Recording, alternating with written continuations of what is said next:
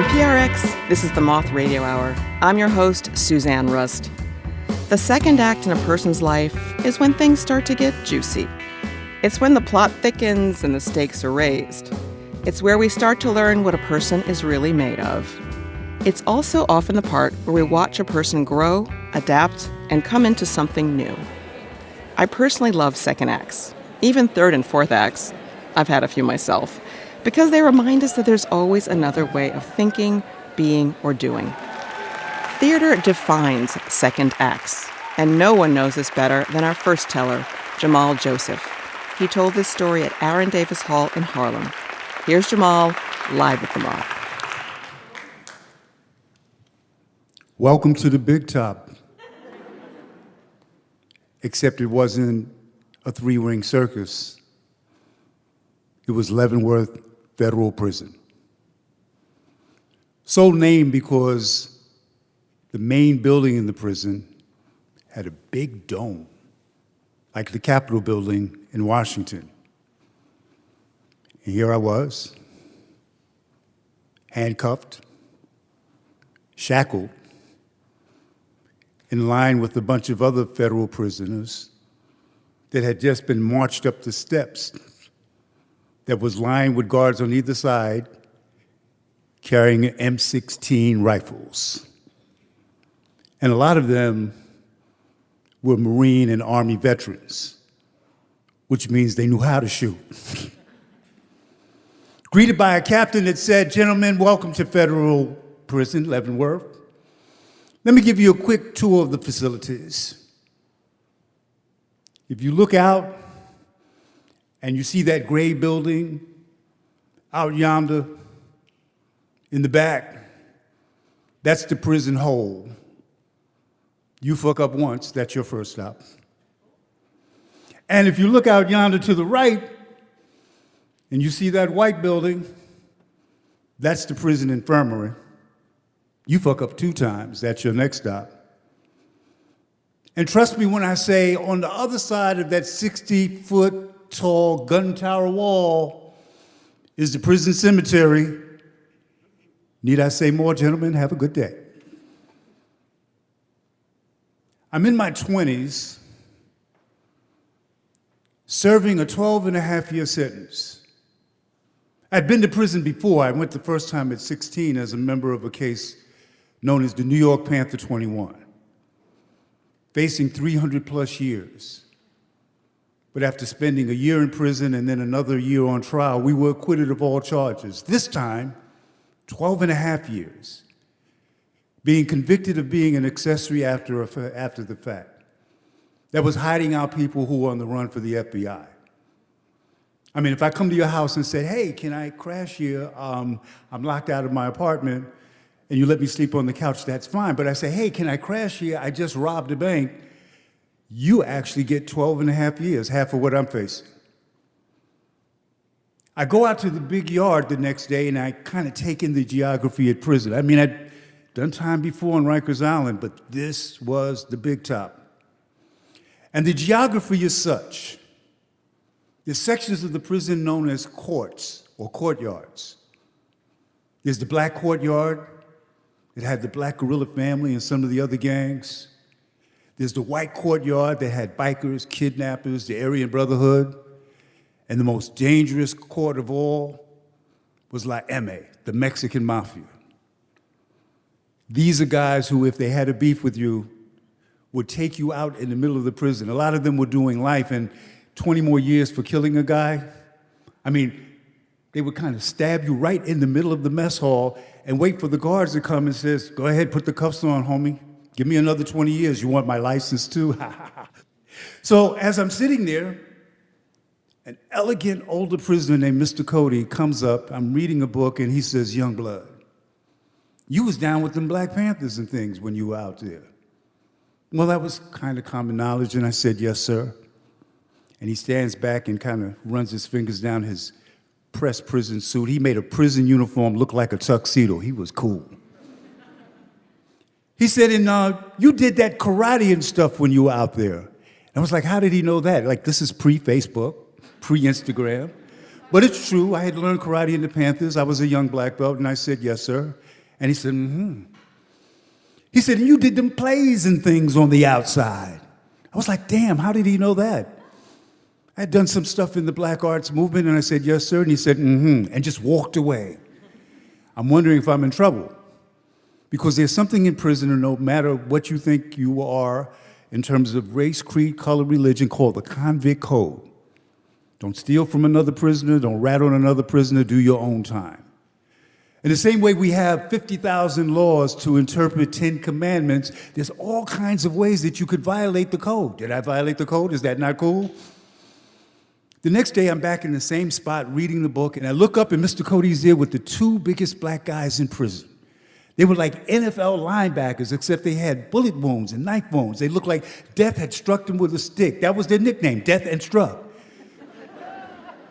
Youngblood, about them plays and things you did on the outside.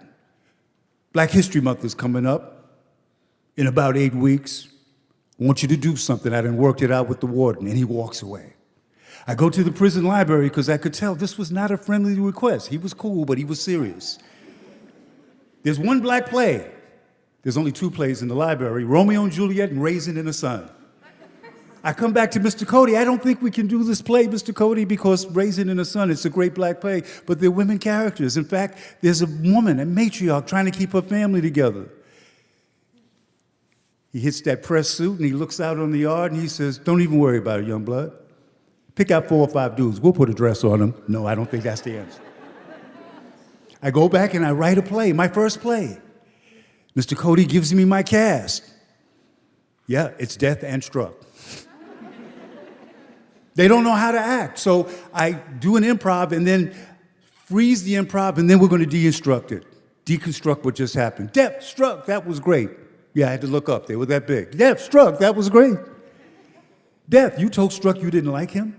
You're going to stab him 18 times? Struck, you came right back and said, I'll grab a dumbbell and bash your brains in until your brains are oozing out your nose. That was great. I was in the moment, guys. I believed you. That's called dialogue. When 2 actors talk, that's dialogue. When that one actor is talking like I'm kind of rambling, that's called a monologue. Repeat after me, dialogue, monologue. I'm not dialoguing. I'm gonna kill him for real. Oh no, stop guys, breathe. Take a breath, let's go back to our opening exercise. Breathe your retreat. Come on, put your hands up. Breathe your retreat. At that moment, the 2 most notorious leaders of La M.A. come into the rehearsal, Tito and Raphael. They had 8 murders just in Leavenworth. Forget the streets, forget other prisons. They come in diesel from the way pile, tats all over their body, not just tattoos. Nina the Pinta and the Santa Maria to lowriders in one arm. A list of names. What are those names? Everybody I kissed or killed. It's the same to me. And they're sitting down like they're angry, and we all have the same thing. La M.A. has left their court. Who are they here to kill? I have butterflies in my stomach. I'm nervous. And I look out my eye every now and then at Tito, and he looks upset. Death and Struck, no, we have to play it cool. They're into it. Jamal, look, I'm a tree. I'm swaying. I'm a palm tree. After about 10 minutes, Tito gets up, pulls me to the side and looks me to the eye, and he says, there's no secrets in the big top, homie. And I need you to listen to me good. That guy you're working with, that fucking guy, homie, he's not feeling his character.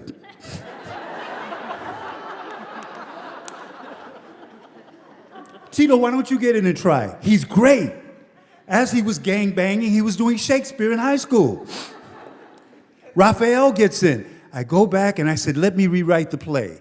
It's the black and brown Black History Month play. The guys from the white court see us go off every day. This doesn't bode well because prison is about divide and conquer. The gang wars and the violence works for the administration to keep control. The baddest guy in their crew is a white guy from Alabama named Reb. Reb was a black belt. 220 pounds of muscle, knock you out with 1 punch, 1 kick. Reb comes up to rehearsal. He comes back, his guys surround him. Reb, you up there with the blacks and the Latinos? Reb said, yep. He said, well, Reb, what are they doing? Reb said, a play. Rep, what did you do about it? He was a bad dude. He could handle it alone. Rep said, well, they give me a part. We started to have our own courtyard. I'd bring out pages. The guys would share who they were. What separated them before in terms of gangs, violence, race, the guys were there. Oh, and they were giving me hell. I'm not feeling my character here, Jamal. We need rewrites. Other people are coming up to me. There's a lot of artists in prison. You'd walk by prison cells and people had taught themselves to paint. You'd walk by different cells. People were playing horn, trumpet, saxophone. People started coming up. Why am I not in the play? I can play the saxophone. Before I knew it, I had a band. Why am I not in the play? Look at all these portraits that I've, done again and again of different convicts in different poses. Before I knew it, I had a set designer. There was one problem, though. The audience in prison is brutal. Brittany, talk about critics. The local church came in with a gospel choir. They weren't that good, but they didn't deserve all that. In the middle of it, the pastor said, you just disrespected Jesus. We're leaving. So that my guys get used to, I had to break up a lot of fights. You said, what? No, come on, you're an actor. 8 weeks later, we're doing our play. 1,500 guys come out to see their peers. I'm nervous. It's my first play. Most of them, it's the first time acting. The curtain goes up. It's called Parole by Death. It's about a young guy on death row, and an older guy is trying to keep his spirits up, hoping that he will get an appeal, and he doesn't. And the guys are acting their hearts out. And the peers in the audience are like, Mike, you an actor now, huh? Why don't you act like you're gonna pay me back them cigarettes you owe me? But 10 minutes into the play, an amazing thing happens. They still are yelling at the stage, but it's in context of what's going on. Don't trust him, he's shady, I told you. By the end of it, we come out to take a bow. And there appears 1,500 men, most of them doing at least 25 years, some 50, a lot doing life, stood up and gave their peers a standing ovation. We had to tear down the stage that same night. The place was empty, the stage was empty. I remember coming into the prison, I was like, the creative arts, I was down with the last poet, Sonia Sanchez, especially Gil Scott-Heron. He had this great poem, "The revolution would not be televised, would not be televised." Yeah, Gil. If the revolution would not be televised, the insurrection is not no damn 2-act drama. But the next day, I'm walking back from the prison yard, and they had left the auditorium gates open, the doors. This is a phenomenon that does not happen in prison. There's no unlocked, unguarded doors. Yet the auditorium was open. And I stepped through the door. Now I'm out of bounds. I could go to the hole for this. You're not supposed to be in an unauthorized area. But I'm standing at the back of the auditorium, and I can hear the laughter. I can see the drama. I can hear the people applauding. And one by one, all of the men who were involved in the production came in, and we were all standing there. The band, the set designers, the actors. My friend Booby, who was doing the spotlight, but he missed all of his cues because he had drank some prison wine. Booby, over here. Yeah, okay, now. And my friend Sufi said, "It's true. They say you always return to the scene of the crime." One of my other actors, Malik, said, "When are we doing the next play, Jamal?" "I don't know. I haven't written one." He said, "Well, damn, man, write it." And in that moment, I thought about Gil. The revolution will not be televised. No, it's true. But maybe I get to write a few of the commercials. And I went to my cell and started writing the beginning of a new perspective on life. Art is powerful. and a powerful tool for social change. In the weeks that we did the play, and in the years that I stayed there and the other plays we did, prison violence was reduced by about 75%.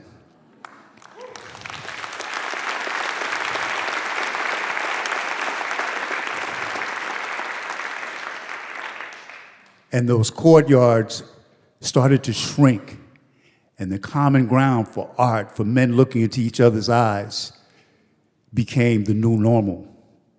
That's the power of art. Thank you.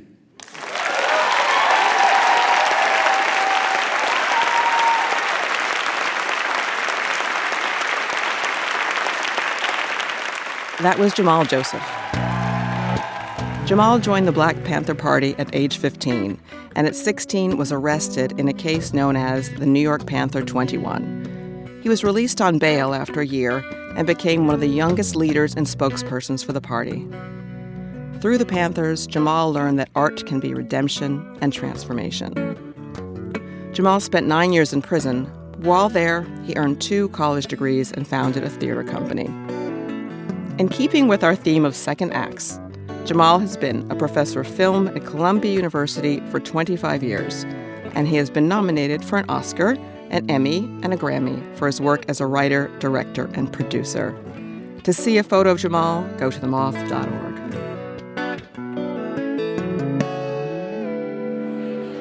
Sometimes an opportunity for a second act can present itself in an unexpected place and catch us off guard, but in a good way, which is just what happened to our next teller, Neerja Kapoor. She shared this story at a slam in Chicago, where we partner with public radio station WBEZ. Here's Neerja, live at the Moth.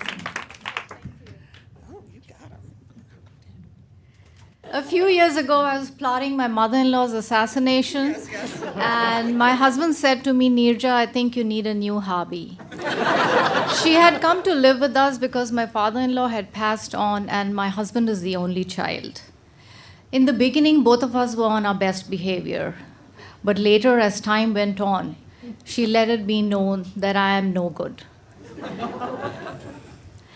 As we went along, my children were very young at the time, and I wanted to keep it very civilized. So I started looking for distractions in my environment. I took yoga class. I was in a room full of toned everything. I quit. I also deep cleaned behind the fridge for inner peace. And I watched every video on how to get a flat stomach in 5 minutes. None of that saved me from my torturous thoughts. I remember that I started internalizing. I should have just gone to a nice lady with a soothing voice and a prescription pad. I remember when my son was leaving for college, I didn't feel bad for one hot second. But because I had a huge relief, I felt that he would be spared of all the drama at home. I started disconnecting with my friends because I didn't want to pretend. I didn't want to lie when they asked me how I was doing. But I had this one persistent friend, and she said that, Neerja, you need to get out of the house. You need to be out for a few hours. And I resisted. I said, I still have a middle schooler at home. And I was very scared, actually. I didn't want to go back to work after 18 years. I was extremely nervous. And she works at one of the big hardware stores. So she said she's spoken to the store manager and I should be there at 8 a.m. That evening, I had a huge argument with my husband. And I felt very sad, a little extra sad because I was having my second glass of wine. So I didn't want to look like super weepy in front of my kids. So I went to the basement bathroom. And in the middle of the night, I found myself on the floor. My knees were grazed and bloody. It's made of some weird stone tile. Don't ask me about it. And the first thing I asked myself, Neerja, is this why you went to college? I'm Indian, that, not the feathers. That is why the academic focus. And then I felt extremely ashamed of myself. I thought of my daughter, how she used to be when she was little, head to toe, glittery, sparkly, disco effect, everything. And I made a resolve that I'm going to go tomorrow for the interview. I'm going to make my own money. I'm going to show them, the mother and the son. So I reached the next day for my interview, and they hired me. And they said, you're seasonal. If you do a decent job, we'll retain you. I remember my first week, my mentor acknowledged me only once. Retail is brutal. And they don't expect you to be there for, a long time, maybe a few weeks, a few months. Especially for me, because they didn't understand why someone would come to work for $11 an hour in a BMW.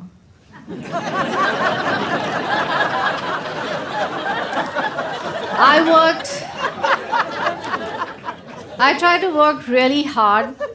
I stumbled. And I remember there was a battery lawnmower in front of us. And I tried to look very intelligent and inquisitive. And I asked my colleague that, hey, Gary, where does the gas go in that? Really, I was very, very clueless. And within 3 years, I was awarded the Best Customer Service Award in the company and in the district. Little bit, bragging. Thank you. And I was happy. But the only two things that stayed with me was that I had learned to live fearlessly because I had lost all my confidence. I remember when I used to make reservations in restaurants, I used to give my husband's name. Now, and the other thing, my heart is full. Thank you.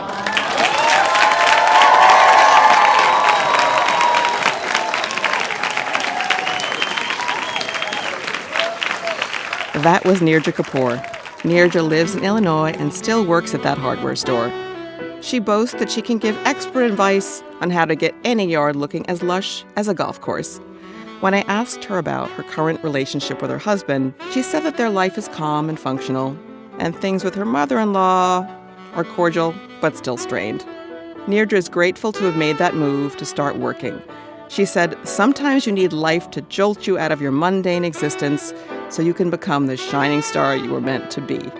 To see some photos of Neerja, go to themoth.org.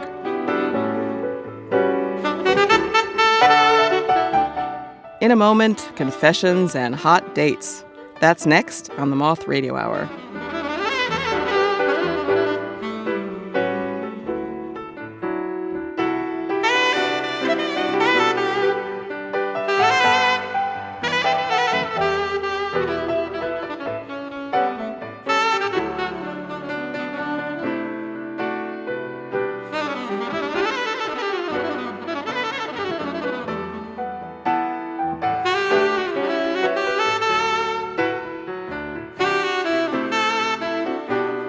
The Moth Radio Hour is produced by Atlantic Public Media in Woods Hole, Massachusetts, and presented by PRX. You're listening to the Moth Radio Hour, and I'm your host, Suzanne Rust. In this hour, we're sharing stories about second acts and the courage that it sometimes takes to make them happen. Craig Mangum told this at a slam in New York, where WNYC is a media partner of the Moth. Here's Craig.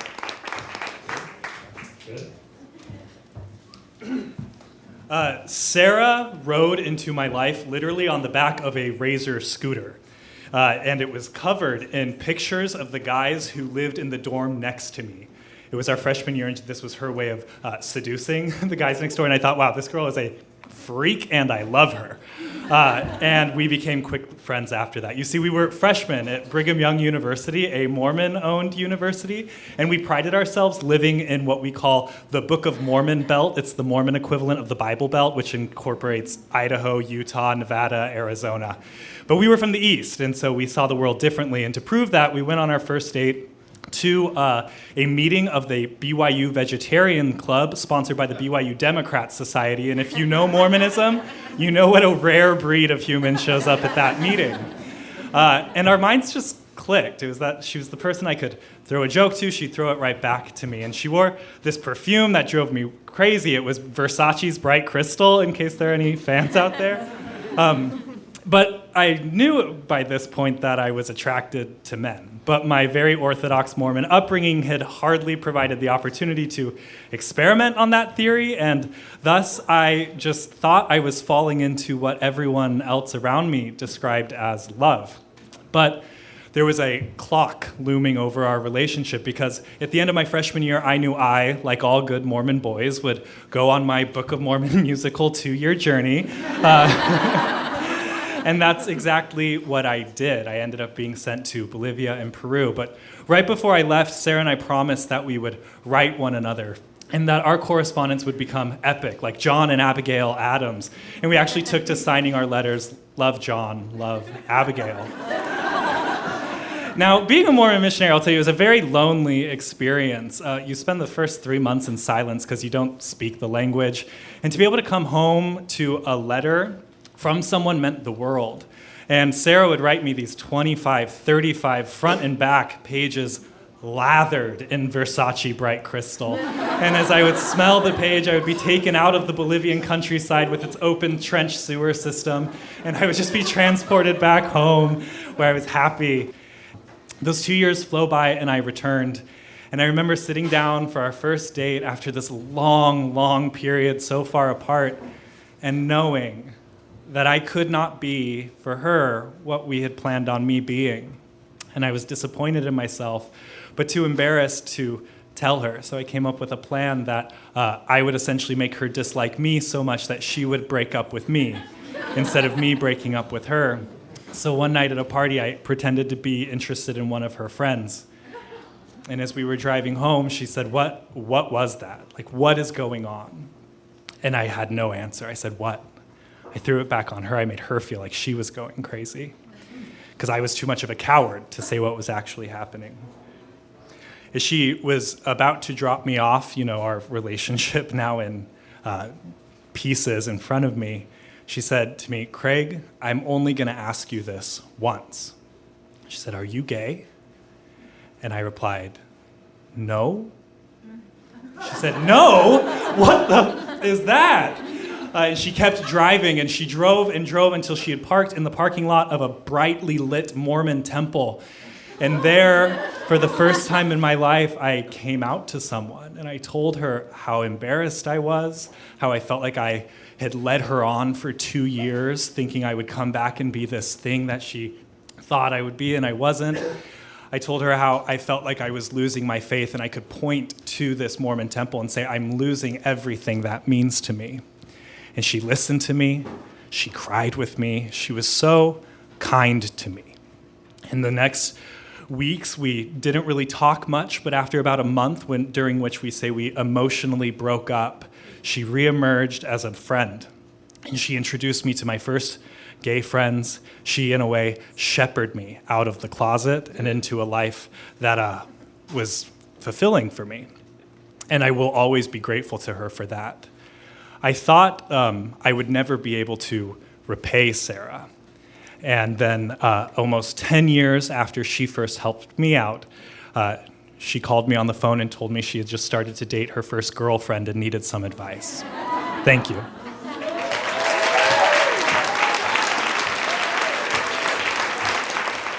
Craig Mangum is a writer living in Los Angeles whose work focuses on the intersection of the LGBTQ plus and Mormon experience.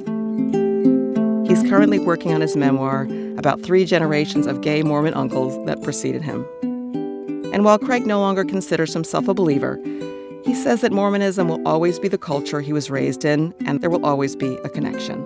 And yes, Craig is occasionally in touch with Sarah, and said that asking for her approval to air this story was a fun excuse to reach out. Sarah is happily settled in Salt Lake City with her longtime partner and is a proud mama to a dog and a cat.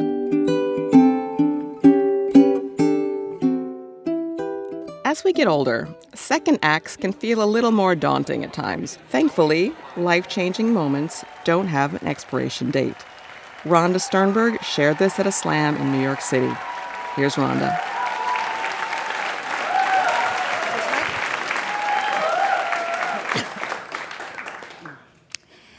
It was 2 vaccines and 1 booster into the COVID epidemic, and New York City was finally opening up. And I find myself in person in my dentist chair for a routine cleaning. Routine. This was something not heard of all through COVID. She comes in and looks at me and says, "Oh my God, Rhonda, you're all in black and I'm gonna get white powder all over you." And then she says, "But it doesn't matter, you don't have a hot date after this, right?" And how did she know I didn't have a hot date? The truth is, I did have a hot date. So I said to her, "Well, I do have a hot date." And she said, "You have a hot date?" And I said, "Yes, I do." And why did she think that? And I'm thinking to myself, had she asked at any other time, she would have been right. But I really did have a hot date. And it was because I'm old. And old people are grandmas, they don't have hot dates. But then she recovered, and I heard her saying to her assistant, "Junie, get Rhonda a lot more towels and make sure she looks gorgeous when she leaves. She has somewhere to go." And I felt better. So I leave, and I go meet my hot date on West 72nd Street at the Emerald Inn. And he had already ordered us wine, and it was really nice. And the waitress comes and looks at us and says, "You two are such a cute couple." Now, the thing was, we were holding hands while old, and therefore we are a very cute couple. So I say to Charlie, we're holding hands while old, and he said, "Yeah, you're right, but you know what? So what? Does it matter that they think that we're old and cute? Why not? Bring it on." And I said, "You're right. Let's do it." So we decide to play it out. And we walk down the street holding hands all the time. We sometimes are swinging our arms. We kiss on the street. People say, "Aw." Or they tell us we're adorable. And it's really a lot of fun. So now I don't mind being so old and having people think we're cute. It's been 2 years now, and we haven't heard that many adorables and olds and cutes and all that. And so we were wondering whether the endorphins got lost.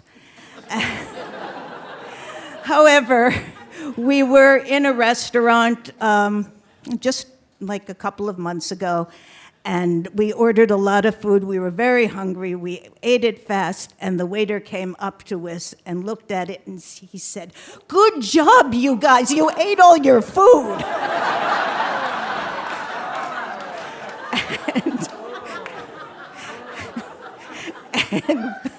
And we started to laugh, and we said, "Well, we're still doing it."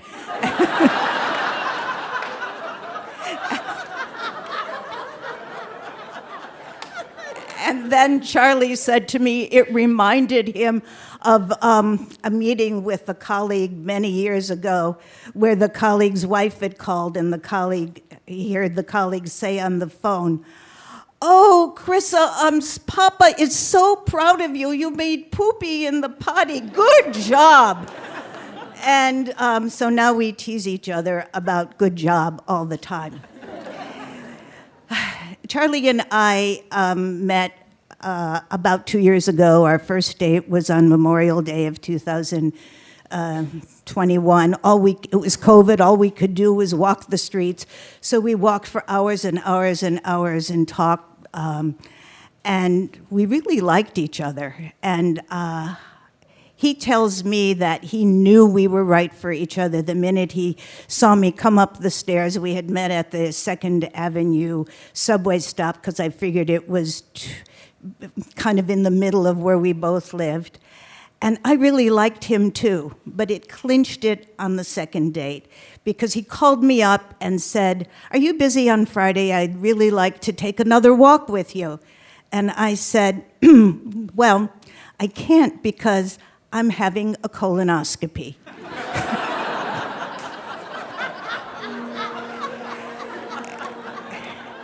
And he said, okay. And then he called back an hour later and said, you're having a colonoscopy?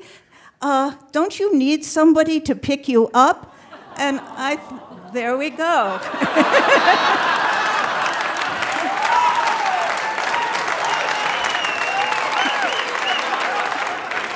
And I thought that was so romantic. And I picked him up after his colonoscopy a month later.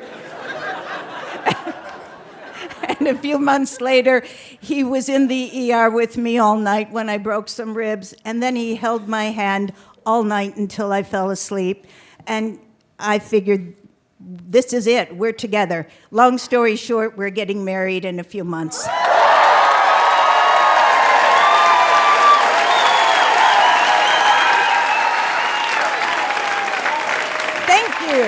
Thank you. So the real hot date is the long-term relationship and the commitment to going deeper in a love. Thank you.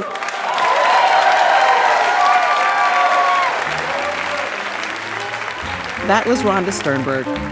Over 50 years ago, Rhonda moved from Chicago and became a New Yorker, specifically an Upper West Sider. She's 77 now. She's a psychoanalyst who also teaches college in the city, and she's currently writing a play about seniors living their best lives.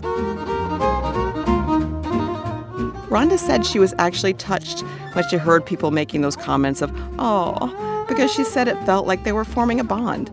They were happy for her, and she was enjoying sharing her experience. A fun fact, Rhonda and her hot date Charlie got married last March. Rhonda said in an email, "My favorite thing about getting older is liking the person I turned out to be. I wish I would have known that life is a short journey and that the time to do what we want to do is now." Yes, Rhonda. To see a photo of Rhonda and Charlie, go to themoth.org.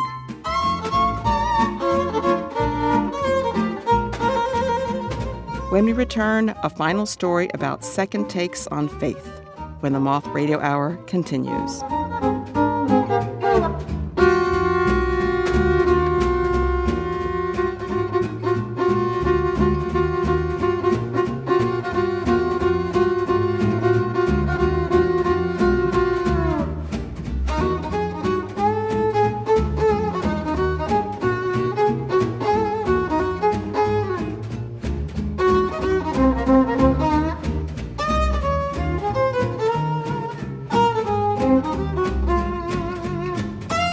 The Moth Radio Hour is produced by Atlantic Public Media in Woods Hole, Massachusetts, and presented by PRX.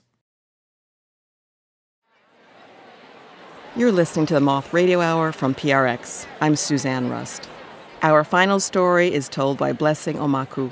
She shared it at our annual fundraiser, which we call the Moth Ball, to an audience of eager listeners against the backdrop of the Manhattan skyline.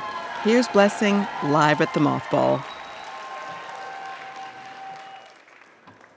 When I was 6 years old, my family moved to Nigeria.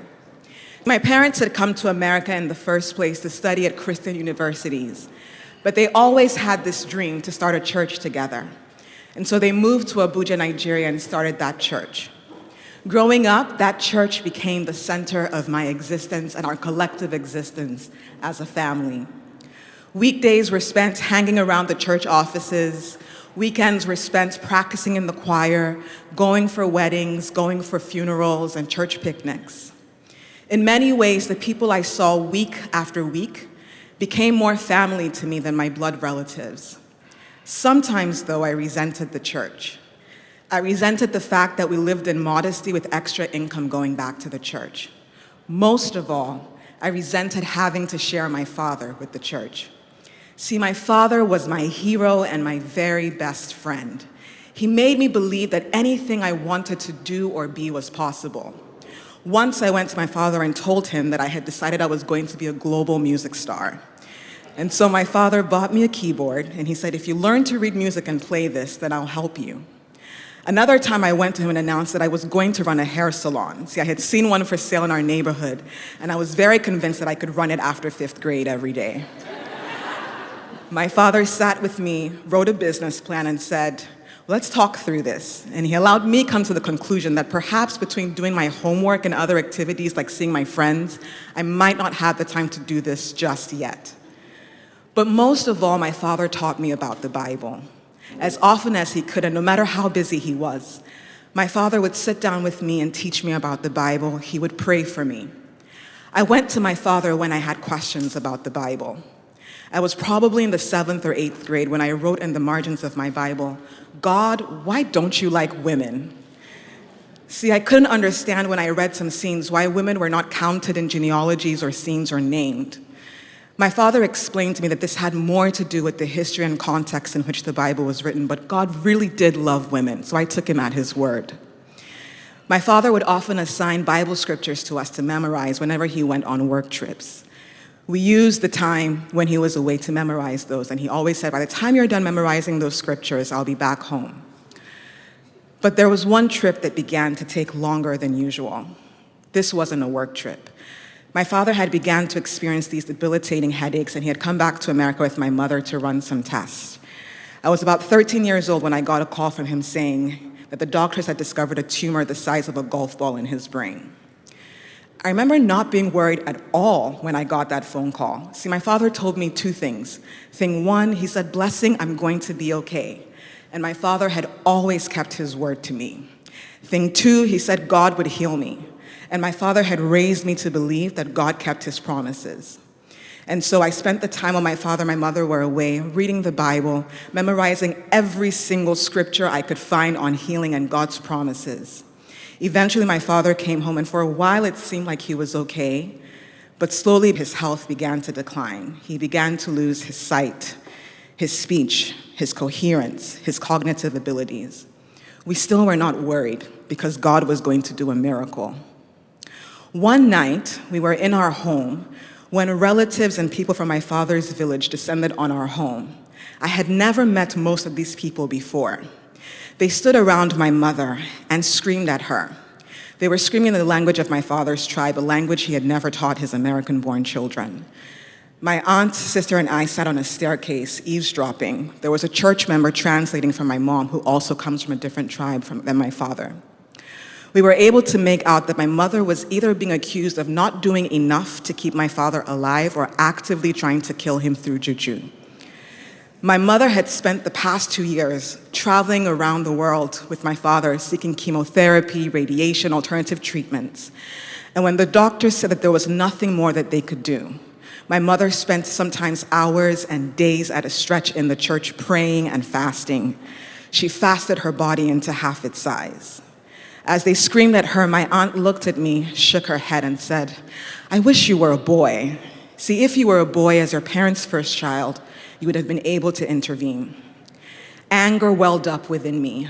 It was the first time in my 15 years I had ever been made conscious that my being female accorded me fewer rights. It was the last time my father was ever in our home. The next day, these relatives took my father away. A few months later, when I heard knocking on my door around midnight, I knew. My mother walked into my room, sat on my bed, and blurted, "They said your daddy is dead." Within less than an hour, our home was filled with church members and relatives from my mother's side of the family. There was wailing and screaming and crying. Someone somewhere was threatening to throw herself in the gutter. It felt like a movie. My theatrics were different, though. No tears, no words. I went to my room, took my Bible, opened it up to Genesis chapter 1, and I began to tear it, page by page, chapter by chapter, scripture by scripture. See, if this book was true, my father could not lie. My father would not die. The only premise that made sense to me was that this book had to be a lie. I had made my way through the Old Testament, ripping the Bible into shreds, when a friend of mine who had heard the news walked in and stopped me. I tried to bury my faith the day that we buried my father. But here's the thing. My father never left a will. He never left any instructions for a life without him. He never left any notes about funeral arrangements. The only inheritance my father left me was his faith. The only guidance he left me was the Bible. But in the months following his death, I found that my mother was being subjected to all kinds of conversations. See, there was all this talk in the church about the impropriety of a woman leading the church. It seemed natural to me that my mother would take over leading the church. They had built it together in every sense of the word. But people pointed to Bible scriptures and they said, this is sacrilege, this is improper, and so on and so forth. Eventually, the board of the church ordained my mother lead minister. And when they did, many of our church members left. In many ways, the church broke my heart in those moments. But perhaps you can say I left the church too. I came back to America for college, went to law school, began a career in public policy and global development. I also found that my views about gender and womanhood were really evolving from the views of the church that I had grown up in. I was walking through the New York Public Library one day when I came across a book, A Year of Biblical Womanhood by Rachel Held Evans. And in that book, she chronicled an experiment she had taken as a blogger to take what the Bible says about women literally for a year and see what kinds of conclusions that leads to. Her book showed the ways that we often have to read the Bible in context, and that when we read the Bible literally, it leads to really absurd conclusions when we do that all the time. Rachel's work opened me up to a whole new world. I began to find women writers, women who were writing about the intersection of faith and feminism. I found womanist theologians, feminist theologians. These writers brought me the light. They showed me an entire new way of being. They made me feel less alone. They helped me find my voice. One day, sitting in a coffee shop, I decided to start typing out a blog series called My Troubles with God. See, I had been running a blog where I wrote about gender, popular culture, and more, but I had never written about religion. As I began to type out that blog, documenting my experiences, reclaiming my faith, and my conviction that the Bible supports gender equality, I worried, what will people say? How will the small but faithful community I've built respond to me challenging conventional wisdom about God and gender? I wrote it anyway, and I hit send. In the weeks that followed, there were many women who reached out to me and said for the first time they were seeing it was possible to be both faithful and feminist. There were also people who wrote me really long emails and called my work blasphemous. There were times when the criticism hurt, especially when it came from family members and people I loved. But a few months after I first released this blog series, I found out that the Nigerian Senate had refused to pass a bill called the Gender and Equal Opportunities Bill. And they had refused to pass this bill on the grounds of religion. Senators who were both Muslim and read from the Quran and the Bible, and they said this bill goes against everything that our faiths spell out.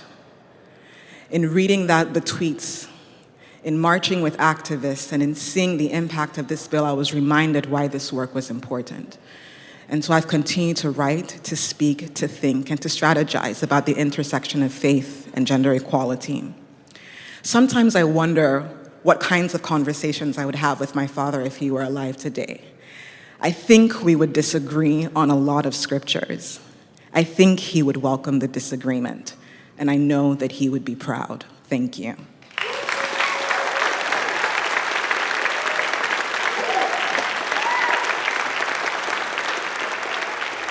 That was Blessing Omakwu.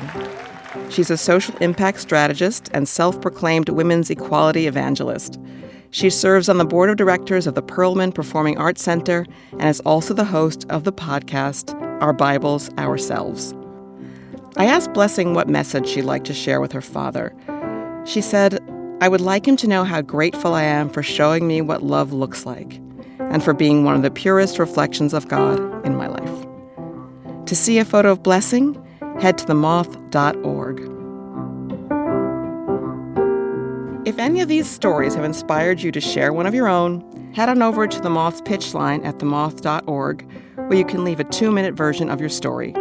We listen to all of your pitches, we really do, and you might find yourself on the Moth one day. That's it for this episode. I want to thank our storytellers for letting us into their lives, and to all of you for taking the time to listen. And that's the story from the Moth.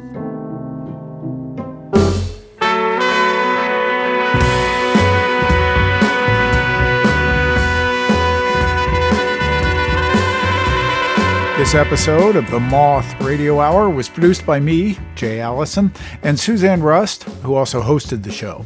Co-producer is Vicki Merrick, associate producer Emily Couch. The stories were directed by Jody Powell and Larry Rosen. Additional Grand Slam coaching by Kate Tellers.